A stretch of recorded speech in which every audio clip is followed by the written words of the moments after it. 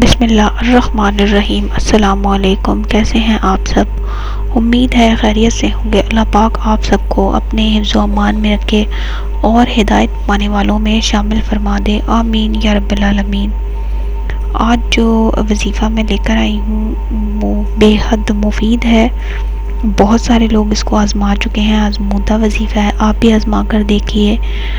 وظیفہ بتانے سے پہلے ایک چھوٹی سی درخواست، ہمارے چینل کو سبسکرائب کریں، ویڈیو کو لائک اور شیئر ضرور کریں۔ شیئر صرف اس نیت سے کریں کہ کیا پتہ کسی کی پریشانی آپ کی اس چھوٹی سی کوشش سے دور ہو جائے اور یہی کوشش آپ کے لیے صدقہ جاریہ کا ذریعہ بن جائے۔ اللہ پاک ہم سب کو نیکیاں کرنے والوں میں شامل فرما دے، آمین یا رب العالمین۔ وظیفہ کچھ اس طرح کرنا ہے۔ ایک بار ذی الحج کے مہینے کا وظیفہ ہے۔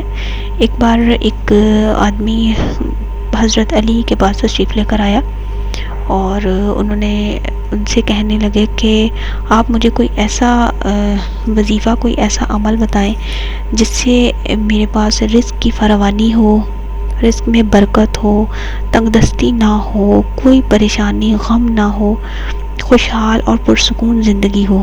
تو حضرت علی نے ارشاد فرمایا کہ تم ایسا کرو، ذی الحج کا چاند دیکھ کر کسی ایسی جگہ پہ بیٹھ جاؤ جہاں تنہائی ہو، پرسکون ہو اور پورے خلوص دل سے اور یقین کے ساتھ اور توجہ اور یکسوئی کے ساتھ سورہ رحمان کی ایک بار تلاوت کرو اور کسی سے بات کیے بغیر اپنے مقصد کے حصول کے لیے اللہ تعالیٰ سے رو کر گڑ گڑا کر اپنے مقصد کی دعا کرو، انشاءاللہ تعالیٰ مقصد ضرور پورا ہوگا۔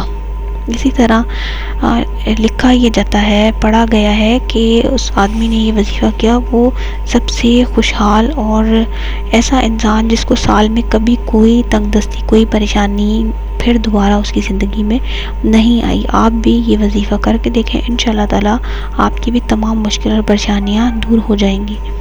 اللہ تعالیٰ آپ سب کو اپنے حفظ و امان میں رکھے۔ اجازت دیجیے، اگلی ویڈیو کے ساتھ حاضر ہوں گی، تب تک کے لیے اللہ حافظ۔